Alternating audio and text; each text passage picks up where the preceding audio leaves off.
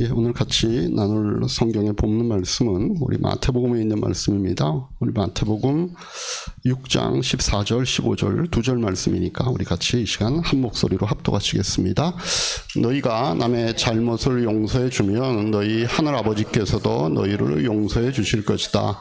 그러나 너희가 남을 용서해 주지 않으면 너희 아버지께서도 너희 잘못을 용서해 주지 않으실 것이다. 네, 우리 말씀 나누기 전에 우리 자녀들을 위해서 함께 축복하는 시간 갖겠습니다. 함께 기도합니다. 주님 은혜를 감사합니다. 2026년도 이제 상반기를 보내고 새로운 하반기의 첫 주를 주님 앞에 올려드립니다. 특별히 우리가 우리의 자녀들과 함께 믿음의 길을 가고 있는데 우리 자녀들에게도 2026년도의 하반기가 특별한 그런 절기가 될 수 있도록 주님 축복하여 주시옵소서. 우리 아인이와 성재와 지연이와 수연이와 호원이와 기원이와 승연이, 윤선이, 윤희를 하나님께서 축복하여 주셔서 요한복음 1장 12절에 있는 말씀처럼 그를 맞아들인 사람들, 곧 그 이름을 믿는 사람들에게는 하나님의 자녀가 되는 특권을 주셨다라고 하는 그 말씀이 우리 자녀들에게 해당되는 말씀이 되게 하시고 우리의 자녀들의 입술을 통하여서도 이 고백들이 있을 수 있도록 주님 인도하시고 축복하여 주시옵소서. 예수님의 이름으로 기도하옵나이다. 아멘. 우리 자녀들은 자체 모임 위에서 이동하시게 되겠습니다. 오늘 주일학교가 막 부흥하는 것 같은. 우리 한 번 더 인사하시죠. 하늘복 많이 받으십시오. 서로 인사합시다. 하늘복 많이 받으십시오. 네, 오늘 하늘복 많이 받으십시오. 오늘 우리 유명 셰프님까지도 오셔가지고 그래 감사합니다.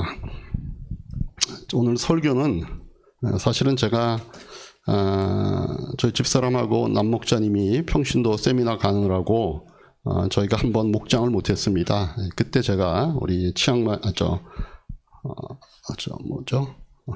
치앙마이 맞죠? 치앙마이 목장 제가 탐방을 했는데 그때 가서 우리 정인 형제가 질문을 한 게 있습니다. 목사님 설교가 이제 율법을 우리가 안 지켜도 되는 우리가 예수를 믿고 나면 그렇다 이런 이제 얘기들을 아마 들으면서 궁금증이 생긴 것 같습니다. 본인이 구약의 이제 다윗이나 이런 구약의 인물들의 고백을 보면 내가 주의 율례를 기뻐하고 즐거워하나이다 이런 표현들이 있는데 그럼 그게 요새 목사님 설교라 어떻게 되는 건지 평소에 성경은 잘 읽으시는 것 같아요. 그래가지고 제가 거기에 대한 그날도 답을 잠깐 했지만 그 얘기를 듣고 마침 제가 요즘 하는 설교의 주제와도 관련이 있어서 오늘 이제 거기에 대해서 조금 더 구체적으로 말씀을 드리는 게 좋겠다 이런 생각입니다. 그래서 오늘 설교가 은혜가 되면 끝나고 난 다음에 다 여러분들은 우리 정인 형제에게 감사하다 고맙다 이렇게 하셔야 됩니다. 자, 오늘 우리가 함께 읽은 이 본문의 말씀 주기도문을 예수님이 가르쳐 주신 다음에 마무리격으로 하신 말씀입니다. 어찌 보면 앞에서 말씀해 주셨던 그 주기도문을 요약하는 말씀처럼 들릴 수 있는 그런 말씀이기도 합니다. 근데 그 내용이 뭐예요? 우리가 다른 사람을 용서해야 하나님께서도 우리를 용서하신다라고 하는 그런 말이잖아요. 다시 말하면 내가 용서받는 조건이 어디에 있습니까? 내가 먼저 남을 용서해야 한다는 조건이 있는 겁니다. 그럼 여러분 이 말씀 좀 어떤 생각이 드세요? 아무 생각이 없으세요? 이 말을 좀 바꾸면 어떤 말이 되냐면요. 우리가 남을 용서하지 못한 것이 남아있으면 우리는 하나님께 용서받을 수 없는 상태가 되는 겁니다. 왜? 아니 죄가 남아있는 거니까.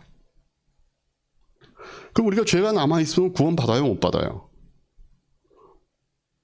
못 받는 거잖아요. 그러니까 그 논리대로 하면 우리는 용서하지 못해서 죄가 남아있는 것이 되는 것이고 그럼 우리가 죄가 남아있기 때문에 구원을 받을 수 없는 겁니다. 천국 못 가는 겁니다. 그렇다면 이건 우리가 이제껏 알았던 구원 교리와 충돌되는 거 아닙니까? 여러분 우리가 구원 어떻게 받는 거죠? 예수를 믿기만 하면 구원 받잖아요. 우리가 예수를 믿으면 우리의 모든 죄마저도 그게 과거의 죄든 현재의 죄든 미래의 지을 죄든 모든 죄가 다 용서됨으로 우리는 죄가 없는 상태가 되어서 구원을 받는 겁니다. 천국 가는 겁니다. 근데 오늘 본문 말씀식으로 얘기를 하면 우리에게 아직 남을 용서하지 못한 죄가 남아있는 거니까 그렇다면 구원받을 수 없는 거죠. 그러면 구원에 관련된 이 두 말씀이 다 성경에 있는데 그러면 성경 자체가 모순을 안고 있는 셈이 되는 거 아니에요? 한쪽에서는 믿으면 구원 얻는다고, 딴 쪽에서는 누군가를 네가 뭔가 착한 일을 행해야 그 대가로 너에게 구원이 주어진다라고 얘기하는 거니까 자체적 모순이 된 말씀이 성경 안에 있다는 겁니다. 그러면 그런 자체 모순이 있는 말씀을 우리가 진리로 믿을 수 있어요, 없어요? 없잖아요. 그러면 성경이 구원에 대해서 말씀하지 않은 진리는 뭐예요? 우리가 남을 용서해야 우리도 용서받을 수 있는 건가요? 아니면 그거 못해도 우리가 예수를 믿기만 하면 구원받는 건가요? 이게 목사님 뭐 꼭꼭 그걸 따져요. 그냥 믿지 뭐 이렇게 이제 아마 생각하시는 분들도 있을 겁니다. 자, 그런데 우리가 알고 있는 게 맞아요. 우리가 예수를 믿으면 모든 죄가 용서받고 구원을 얻을 수 있다가 맞는 겁니다. 그러면 지금 읽은 말씀, 다른 분도 아니라 예수님이 직접 말씀하신 너희가 남을 용서해야 하나님도 너희를 용서하실 거다, 이 말씀은 어떻게 되냐는 겁니다. 내 마음에 드는 것만 싹 골라갖고 내 마음에 불편한 것들은 그냥 나 몰라 이렇게 하면 되는 건가요? 여러분, 근데 이거는요, 성경이 모순을 갖고 있는 것이 아니라 우리의 성경을 보는 눈이 제대로 되어 있지 않아서 생기는 문제라는 겁니다. 이게 무슨 뜻이냐면요, 우리는요 성경을 너무 평면적으로 읽는 것에 익숙합니다. 이 평면적으로 하는 무슨 말인가 하면 그냥 성경에 있는 내용을 문자 그대로 보는 겁니다. 그러면 이게 아구나, 그러면 이게 어구나라고만 읽는 겁니다. 그랬을 때 이게 왜 아라고 했는지를, 그리고 그 말을 누구에게 했는지를, 그리고 이게 어느 시대에 되어진 말인가에 대해서는 우리가 따지지 않아요. 근데 여러분, 성경은요 그냥 인간의 지식을 담아놓은 어떤 사색서나 도덕교과서가 아닙니다. 성경의 가장 큰 특징 중에 하나가 뭔가 하면 그 성경은요 그 기반이 역사인 거예요.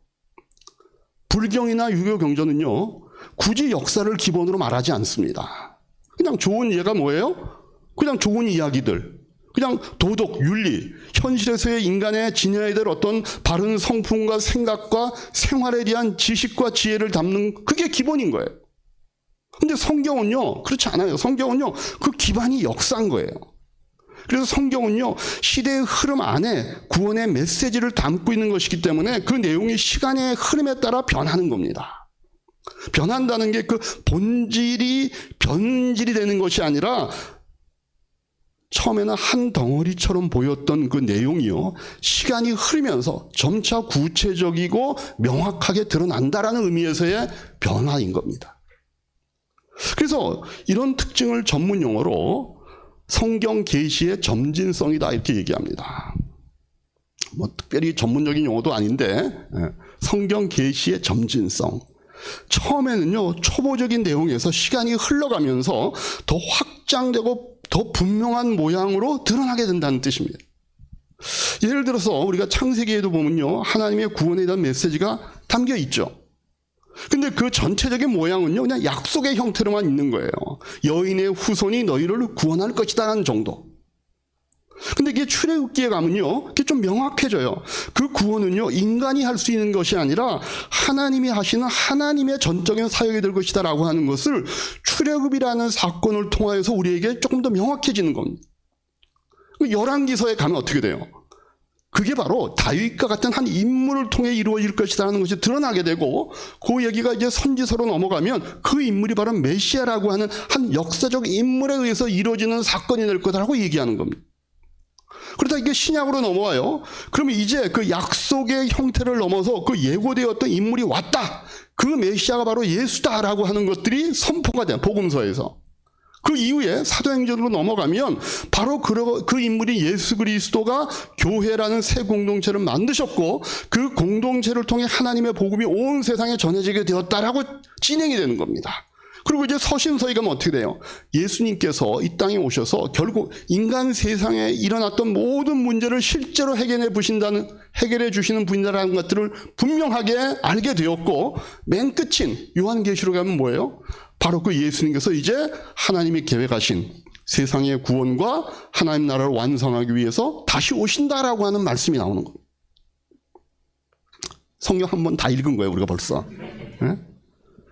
그래서 이게 가장 간단하게 정리할 수 있는 성경 계시의 점진성입니다.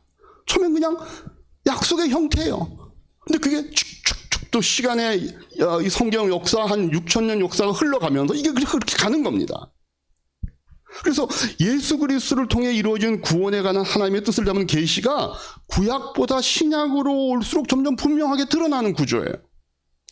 이런 계시의 특징 때문에 구약 백성과 구약 시대의 종교 전문가인 바리새인이나 사두개인 같은 계층, 심지어 선지자들마저도 자기 시대에서는 성경 말씀을 온전히 이해하지 못하는 부분이 있을 수밖에 없는 거예요. 왜냐하면 계시가 시간의 흐름을 따라 점점 분명하게 드러난다는 것들을 모르면 처음에는요 모든 게 다 한 덩어리로 보이는 거예요. 이게 마치 두 건물 사이가 실제로는 가보면 굉장히 멀리 떨어져 있는데 멀리서 바라보면 그 건물이 갑자기 겹쳐 있는 것처럼 보이는 것 같은 거예요. 혹시 여기 인천 출신 계세요? 인천. 정인영이 또 인천이야. 공교롭게. 자, 인천에서 여러분들 63빌딩 어디 있는지 아시죠? 몰라요? 63빌딩? 여기도 있잖아요. 그죠? 잠실 롯데타워 어디 있는지 아시죠? 근데 그 서쪽 저쪽 끝인 인천에서 이게 중간에 꾸불꾸불한 게 없이 평지여가지고 보면은 눈도 좋아가지고서 63빌딩도 보이고 잠실에 있는 롯데타워도 보인다고 생각해봐요. 그럼 멀리서 인천에서 보면 그게 뭘로 보여요? 겹쳐 보인다고요. 근데 막상 와서 보면 여의도하고 잠실은요 어마어마한 거리입니다. 그래서 여러분들 구약 시대 사람들이 헷갈린 게 뭔가 하면요 메시아의 초림과 재림이 하나로 보이는 겁니다. 메시아의 초림의 특징은 뭐예요? 종의 모습으로 오는 거예요. 메시아의 재림의 모습은 왕으로의 모습입니다. 그러니까 예수님이 이 땅에 오셔서 초림 때 오셨어요. 근데 이스라엘 사람 중에 그 예수님을 메시아로 생각하는 사람이 아무도 없었습니다. 왜? 요한복음 말씀에 따르면요 요한복음 1장 10절에서 11절 말씀 같이 한번 읽겠습니다. 그는 세상에 계셨다. 세상이 그로 말미암아 생겨났는데도 세상은 그를 알아보지 못하였다. 그가 자기 땅에 오셨으나 그의 백성은 그를 받아들이지 않았다. 왜요? 이스라엘 사람들이 생각하는 메시아는 왕으로 오셔야 했기 때문입니다. 근데 오신 예수님의 모습은 그게 아니었잖아요. 그래서 구약의 마지막 선지자라고 불렸던 세례 요한마저도 감옥 안에서 예수님이 활동하시는 소식을 들으면서 의심이 생기고 이분이 정말 메시아가 맞나? 그래가지고 자기 제자들을 보내서 확인시켰습니다. 마태복음 11장 2절 3절 같이 읽습니다. 그런데 요한은 그리스도께서 하시는 일들을 감옥에서 전해 듣고 자기들의 제자들을 예수께 보내어 물어보게 하였다. 오실 그분이 당신입니까? 그렇지 않으면 우리가 다른 분을 기다려야 합니까? 구약 시대에 살았던 사람들은요 메시아라고 하는 존재는 모든 원수들을 하나님의 백성인 이스라엘에 대한 모든 원수를 심판하고 이제 하나님의 백성을 구원하고 하나님 나라를 이 땅에 세워줘야 하는 그런 존재였던 겁니다. 근데 예수님의 모습은 그게 아니었잖아요. 그래서 이 종으로서의 메시아, 왕으로서의 메시아가 모든 메시아의 존재로 예언했던 성경 안에 있는 내용인데 구약적 환경에서는요 왕으로서의 메시아만 기대하고 있었던 거예요. 그래서 이스라엘 성경에 보면 이스라엘의 멸망 얘기도 나오는데 이 이스라엘의 멸망과 말세의 징조 같은 것도 다 섞어서 이해해서 마치 이스라엘의 멸망이 세상의 멸망처럼 생각했던 것 얘기들이 많이 나옵니다. 예를 들어서 마태복음 24장 15에서 21절 한 절씩 보십시다. 그러므로 너희가 선지자 다니엘이 말한 바 멸망에 가증한 것이 거룩한 곳에 선 것을 보거든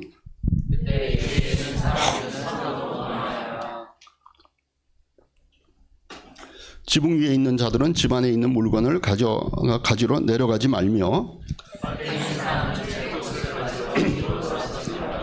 그날에는 아이 뵌 자들과 젖 먹이는 자들에게 화가 있으리로다.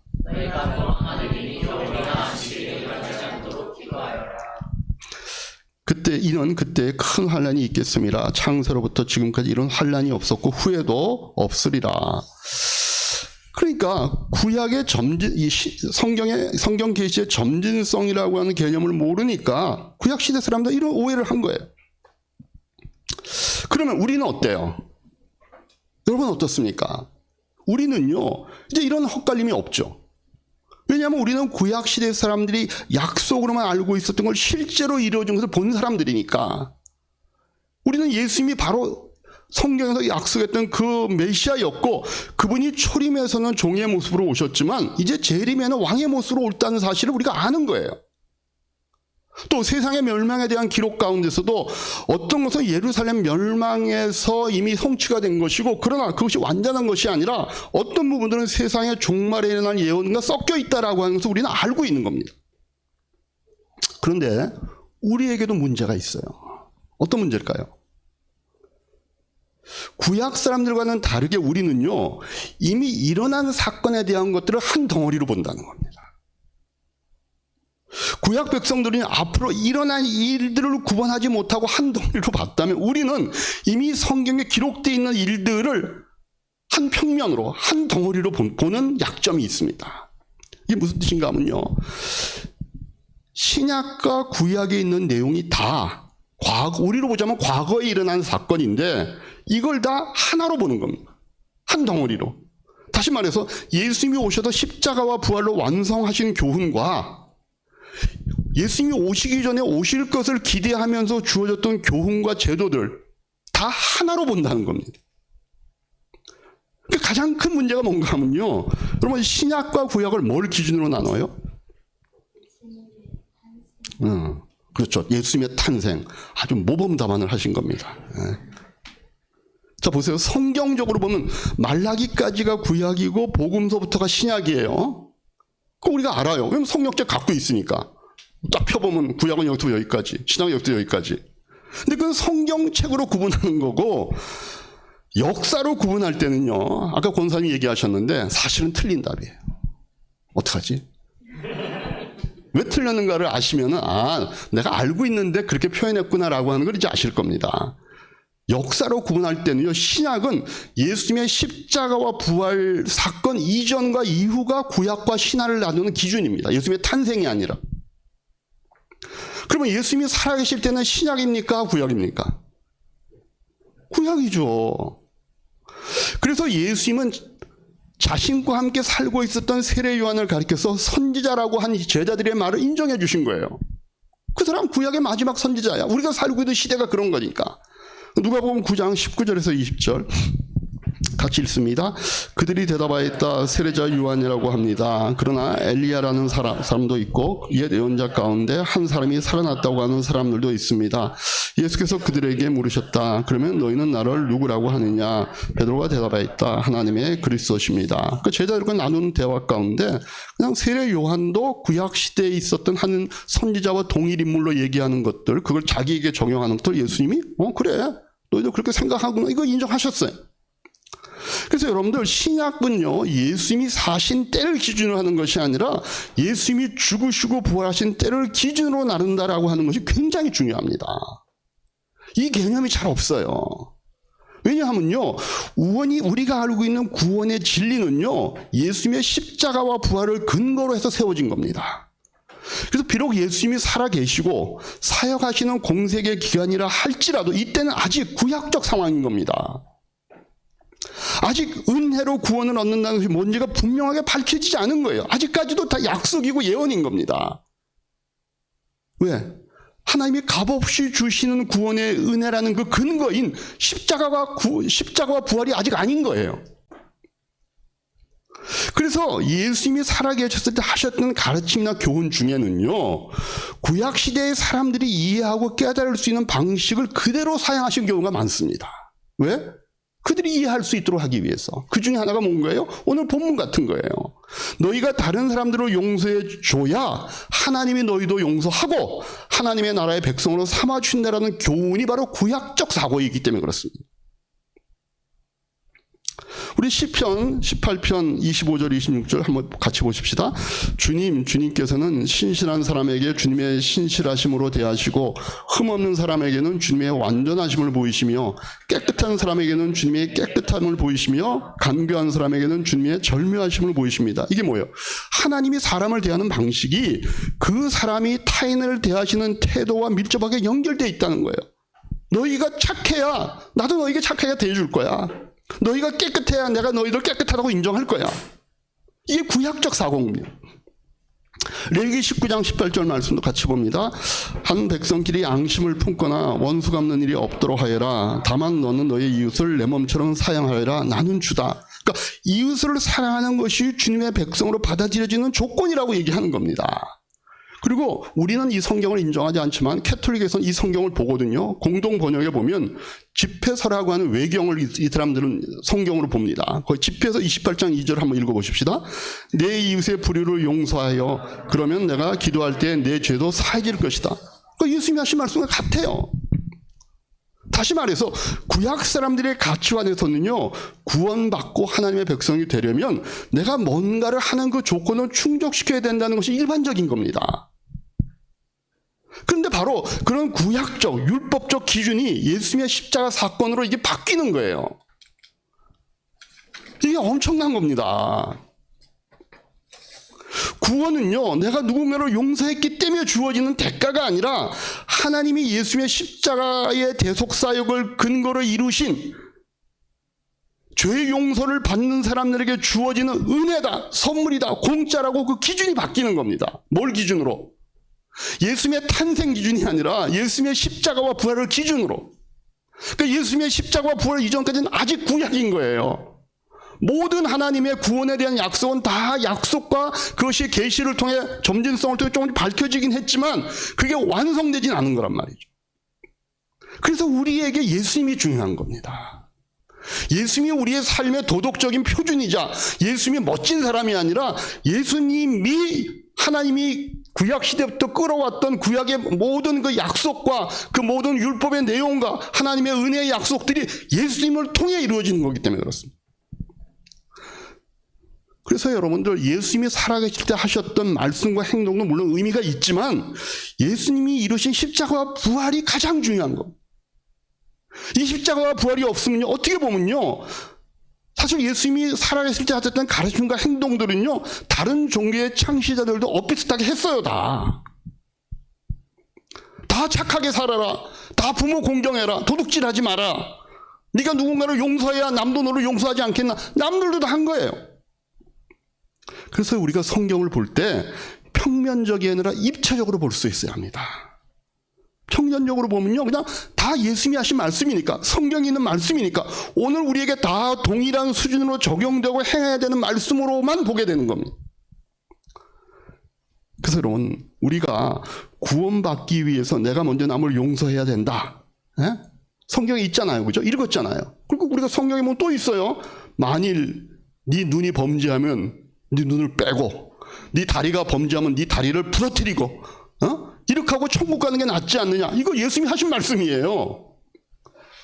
마가복음 9장 45절 47절. 이 정형외과 의사들이 좋아하겠네. 이런 사람들 많이 생기면. 자, 읽겠습니다. 시작.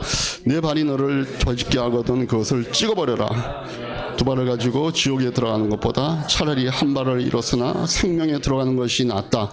또 내 눈이 너를 죄짓게 하거든 그것을 빼어버리라. 내가 두 눈을 가지고 지옥에 들어가는 것보다 차라리 한 눈으로 하나님 나라에 들어가는 것이 낫다. 예수님 하신 말씀이에요. 그럼요, 우리가 눈 한 100개쯤 있어야 돼요. 쥐들 때마다 하나씩 빼야 되니까. 이쁜 여자 지나는데 보고 마음에 음욕이 생겨. 아이, 빼야지.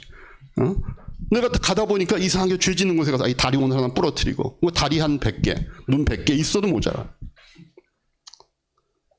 그래서 우리 신앙이요, 그래서 예수님이 중심이 되는 이유가 거기 있는 거예요. 왜? 구약의 가장 중요한 내용인 죄 용서에 대한 것, 하나님의 백성이 되는 것은 예수님이 다 십자가와 부활로 이루신 것이니까. 그걸 우리에게 하라고 하는 것이 아니니까.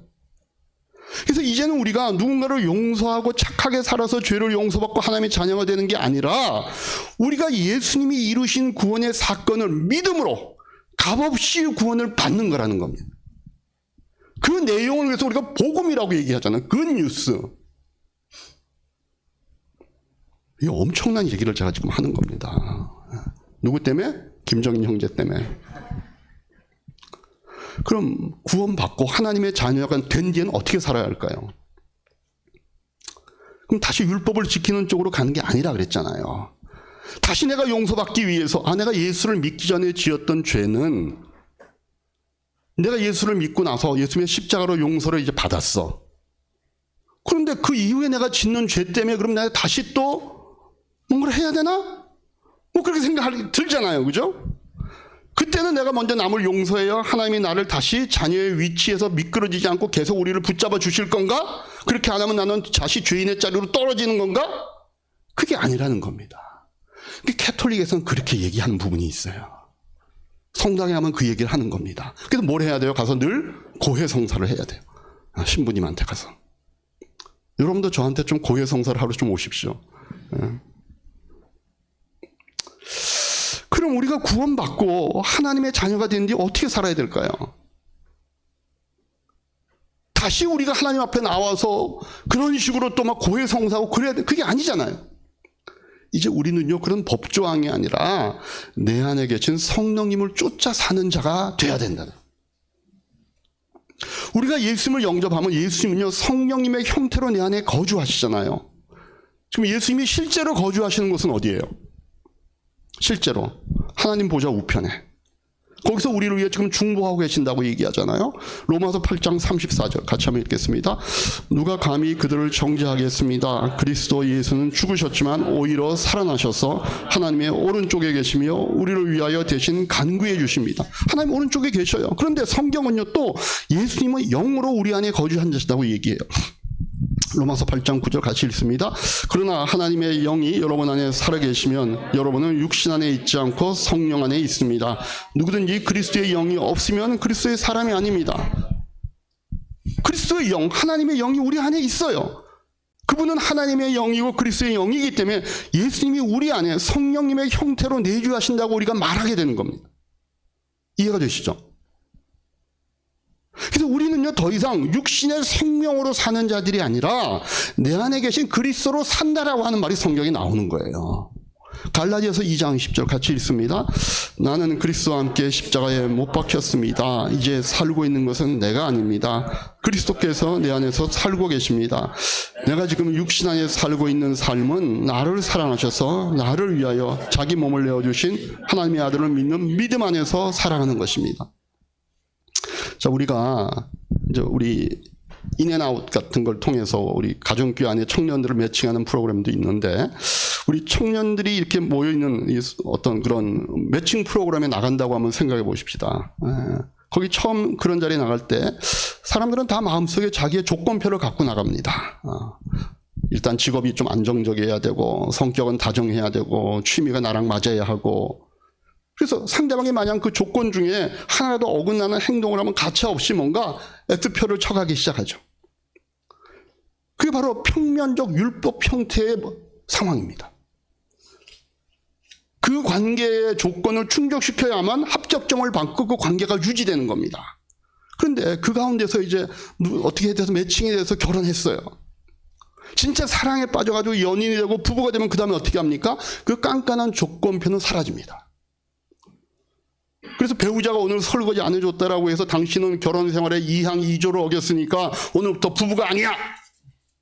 이러지 않잖아요. 왜? 우리는 이미 끊어질 수 없는 가족이라는 관계 속에 이미 들어왔기 때문에 그렇습니다. 그래서 우리가 율법이 아니라 내 안에 계신 그리스도로 산다는 건 바로 그런 거예요. 구원받은 우리는요, 이제 지옥 갈까봐 무서워서, 혹은 우리의 받은 구원이 취소될까봐 두려워서 억지로 남을 용서하는 사람들이 아닌 겁니다. 이미 조건 없이 나를 사랑해 주신 하나님의 은혜 안에 깊숙이 들어왔기 때문에 내 안에 계신 성령님이, 그래, 네가 오늘 저 사람 좀 용서해야 되지 않겠냐, 이런 마음을 주실 때 자연스럽게 그 사랑에 반응하는 것이 우리의 모습이라는 겁니다. 그래서 구원받은 우리는요, 예전에 우리가 살아갔던 방식인 내가 율법을 알고 도덕을 알고 내가 선악을 분별해서 나쁜 건 안 하고 옳은 것을 선택하는 그런 기준을 정해서 사는 자들이 아니라 내 안에 계신 그리스도가 살기 원하는 대로 사는 자가 되었다는 것. 그럼 내 안에 계신 예수님은, 그리스도는 그분 자신은 어떻게 살기를 원할까요? 내 안에 그리스도가 계셔. 성령님의 형태로 계셔. 그러면 그 주님은 어떻게 살기를 원할까요? 당연히 하나님이 바라시는 대로, 하나님의 법대로, 그것도 단순히 법정에 묶여있는 모습이 아니라 그 도덕과 윤리와 그 율법을 창조하신 하나님의 마음과 뜻까지도 반응한 모습으로 살고 싶어 하겠죠. 예수님 많고 하나님의 마음을 잘 아는 분이 어디 있겠어요? 그래서요, 아무리 인간이 지혜롭고 똑똑하고 사리분별이 정확한 수준의 사람이라고 해도 사람은 불완전하잖아요. 죄에 물들어 있잖아요. 온전한 기준과 공평과 공정함에 한계가 있는 겁니다. 그래서 아무리 좋은 법과 이론을 알고 있어도 우리는 그렇게 살 수가 없어요. 그런데 내 안에 살아계신 그리스도는 온전하신 분이십니다. 완전하고 전지하십니다. 그래서 내가 스스로 알고 깨닫고 실행하는 것보다 100배, 1000배도 하나님의 마음을 따라 살려고 하시는 분입니다. 그분이 주님이십니다. 그분이 우리 안에 계시는 겁니다. 그게 구약 에스겔식으로 얘기하면 이게 바로 새 마음인 거예요. 에스겔서 36장 26절 27절 말씀 같이 한번 읽겠습니다. 너희에게 새로운 마음을 주고 너희 속에 새로운 영을 넣어주며 너희 몸에서 돌같이 굳은 마음을 없애고 살갗처럼 부드러운 마음을 주어 너희 속에 새 영을 두고 너희가 나의 모든 율례대로 행동하게 하겠다. 그러면 너희가 내 모든 율례를 지키고 실천할 것이다. 아니 어떻게 우리가 하나님의 모든 규례를 지키며 실천합니까? 내 안에 새 영, 그리스도가 내 안에 사시기 때문에 그렇다. 우리는 할 수 없지만. 그러면 그리스도께서 내 안에서 살고 싶어하는 것을 나는 어떻게 알고 거기에 순종할 수 있겠냐는 겁니다. 바로 성령의 인도하심에 따르는 것. 그리스도는 영으로 계시기 때문에 우리가 인지할 수 없습니다. 우리가 인지할 수 있는 것은요, 성령님이 내 마음 안에, 내 생각 안에 말씀을 해주심으로 우리가 인지하는 겁니다. 내 안에 계신 주님은요, 성령님을 통해 나에게 말씀하시는 겁니다. 그래서 성령을 쫓아 행하라고 하는 말이 성경에 있어요. 갈라디아서 5장 16절 같이 읽습니다. 내가 또 말합니다. 여러분은 성령께서 인도하여 주신 대로 살아가십시오. 그러면 육체의 욕망을 일체우려 하지 않을 것입니다. 우리는 육신대로 살기를 원해요. 우리의 본성대로 살기를 원해요. 그래서 우리는요, 성령께서 나에게 해주시는 생각과 그 가르침에 따라서 갈 수밖에 없어요. 그렇지 않으면 우리는 여전히 죄짓고 육체에 더 편한 삶을 살고, 그러면 성령이 우리에게 어떻게 말씀하실까요? 나의 생각과 마음에 이렇게 한번 해보면 좋지 않겠니? 이렇게 한번 결단해볼래? 너 저 사람 용서해야 되지 않겠니? 너만 억울한 게 아니라 너도 잘못한 게 있지 않니? 라고 말씀해 주신다는 겁니다. 정확히 현재 나에게 가장 도움이 되고 좋은 것, 안 하는 것보다 하면 더 좋을 것에 대해서 해보라고 우리에게 말씀하십니다. 여러분의 마음과 여러분의 생각 속에. 이거는요, 내가 도덕을 생각하고 법조항을 보고 옳고 그름을 판단하는 것보다 훨씬 낫습니다. 여러분, 내가 판단해서 기준을 정하고 뭔가를 할 때는요, 어떨 때는요, 내 잘남을 위해서, 또 내 욕심을 위해서, 해도 누군가에게 손해를 끼칠 수 있는 나중심의 선택을 해서 우리는 하려고 합니다. 그러면 그걸 정의라고 얘기하고, 이게 공정하다고 얘기하고, 이게 모든 사람에게 유익하는 거라고 얘기하면, 아니요, 실제로는 다 자기 유익이에요. 자기 잘난 맛에 하는 것들이에요. 그런데 성령의 인도하심은 그렇지 않다는 겁니다. 나에게도 다른 사람에게도 다 좋은 결과를 가져올 것을 딱 나의 수준과 형편에 맞게 내 마음과 내 생각 속에 성령이 말씀해 주십니다. 그래서 우리가 거부하지만 않으면요, 누구든 할 수 있는 거예요. 딱 내 형편에 맞는, 그 수준에 맞는, 지금 하면 딱 할 수 있는 것들만 얘기해 주시니까. 그래서요, 성령님이 주시는 그런 생각을 내가 무시하는 거, 거부하는 거는 내가 고의적으로 일부러 하는 행위가 되는 겁니다. 그게 바로 나의 고집 때문이고 게으름 때문이고 나태함 때문이고 옛 성품이 나를 아직 가로막기 때문에 그렇습니다. 그래서 어떻게 그때는 우리가 기도해야죠. 성령님이 저에게 가장 좋은 것으로 말씀해 주신 것 같은데 제 육체와 제 옛 성품이 이걸 가로막고 있습니다. 제가 이거 할 수 있도록 성령님 저에게 도와주십시오. 성령님의 능력을 저에게 허락해 주십시오. 그러면 그거 이길 수 있어요. 성령님이 분명히 내 마음과 생각 속에 뭔가를 하자, 한번 해보자 라고 얘기할 때, 아, 나 싫어요, 하지 말까? 안 하는 게 좋을 것 같은데 저거 하면 안 되지? 이런 생각이 드는 거고 물리쳐야 되는 거예요. 그러면 끝까지 우리를 놓기 싫어하는 악마의 세력과 성경에서 싸워야 된다고 얘기하잖아요. 싸우는 방법은 그냥 물리치는 거예요. 야고보서 4장 7절 같이 읽습니다. 그러므로 하나님께 복종하고 악마를 물리칩시오. 그리하면 악마는 달아날 것이다. 그냥 내버려 두면요, 우리가 그 음성에 눌려서, 그 유혹에 눌려서 스스로 침체된 자아 속에 살게 됩니다. 자기는 똑똑하다고 뭔가를 생각하는데 아니에요. 우리 사랑하는 이야기의 성도 여러분,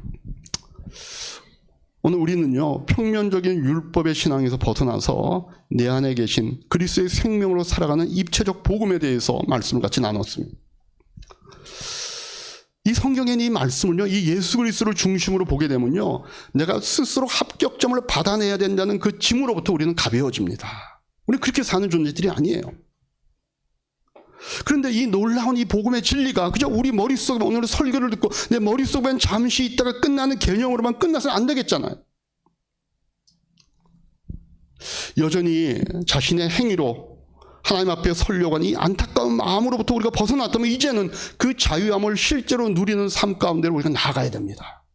그래서 여러분, 이 한 주간에 여러분의 이 한 가지 결단과 제가 실천을 요청합니다. 하루에 딱 한 번 성령님이 주시는 아주 작은 감동에 고집 피우지 않고 네라고 한번 대답해 보시기 바랍니다. 성령님이 내 생각과 마음에 뭔가를 말씀하십니다. 여러분이 그리스도의 자녀이기 때문에 말씀해 주십니다. 그때 예라고 순종해 보시기 바랍니다. 여러분, 성령님의 음성은요, 아까 제가 앞에도 말씀드렸지만 결코 우리를 짓누르거나 당장 우리가 해낼 수 없는 무거운 과제를 우리에게 주는 게 아닙니다. 저 사람에게 네가 가볍게 네가 먼저 인사해 볼 수 있잖아. 너는 맨날 왜 누가 먼저 네가 너한테 인사해야 그 다음에 뭐 인사 받는 척을 하는 거야. 너도 해. 이번에 네가 한번 져줘도 되잖아. 그냥 그 억울한 마음이 있으면 그거 그냥 굳이 사람들에게 내뱉지 말고 한번 나한테 맡겨볼래? 성령님의 음성은요, 아주 세밀하고 부드럽게 나의 수준과 형편에 맞게 다가오시는 것. 여러분, 우리가 신앙생활 하다가 포기하고 시험에 드는 이유가 뭔지 아세요? 성령님께서 인도해 주시는 만큼만 하면 되는데 꼭 내 소신이나 내가 남의 눈치를 보면서 오버하려고 할 때 생깁니다. 평소에 성령님의 음성을 거부하고 고집을 피우고 있다가 어느 날 자기 기분에 따라서 뭔가 내가 회개하고 뭔가 어느 날 말씀의 은혜를 받으면 한꺼번에 다 하려고 하는 겁니다. 그러면 안 되고요, 시험 들고 그럽니다. 그러고는 그냥 내가 해봤는데도 안 된다 그러고 목회 못하겠다고 막 팽개치고 상처받고 혼자 난리를 칩니다. 그러지 말고 성령님이 말씀해 주실 때 그것만 순종하시면 돼요. 그것만. 그걸 거부하지 말고, 그래서 거창한 목표 세우지 말고 오늘 당장 나에게 상처 준 사람을 완벽하게 내가 용서하겠다, 이거 안 하셔도 됩니다. 그죠? 하려고 마음을 먹고 할 수 있는 만큼의 첫걸음만 떼시라는 거예요. 그 순종 하나를 하고 나면, 그 작은 순종 하나 하고 나면 성령님께서 그 다음에 할 수 있는 그 다음 단계의 일들을 친절하게 말씀해 주실 거예요. 그래서 내일 아침 한 주간 여러분이 시작하시면서 이렇게 기도하면서 한번 시작해 보십시오. 주님, 오늘 성령님께서 제 마음에 주시는 작은 찔림 하나 있으면 거기에만 순종하게 해 주십시오. 우리 신명기 30장 11절에 아직 구약 시대인데도 불구하고 이 말씀을 이렇게 그 모세가 이스라엘 백성들에게 합니다. 뭐라 그러냐면요, 하나님이 우리에게 내리시는 명령을 실천하기 어려운 것도 우리의 능력이 미치는 것도 아니다, 이렇게 말씀하십니다. 왜요? 한꺼번에 하는 게 아니라 지 수준에 맞게 차근차근 따라서 하면 되기 때문에 그렇습니다. 억지로 억지로 그 짜내는 무거운 짐을 우리가 지고 가는 신앙이 아니라 내 안에서 그리스도와 함께 호흡하고 예수를 믿고 사는 삶이 얼마나 재미있고 즐거운지를 여러분 매일 경험하셔서 예수 믿는 사람들의 삶이 이렇게 재미있구나, 이렇게 즐겁구나, 이렇게 힘이 되는구나를 경험하는 우리 이야기의 성도님들 되시기를 주님의 이름으로 축복합니다. 기도하겠습니다. 기도할 때 시간 여러분들 오늘 들은 말씀 생각하면서 하나님이 나에게 회개를 뭘 하라고 하는지, 뭘 감사하라고 하는지, 뭘 붙잡고 실천하라고 하는지 물어보시고 주시는 생각이 있으면 여러분들 주보 빈칸에 노트하시기 바랍니다. 1분 정도 시간을 가집니다.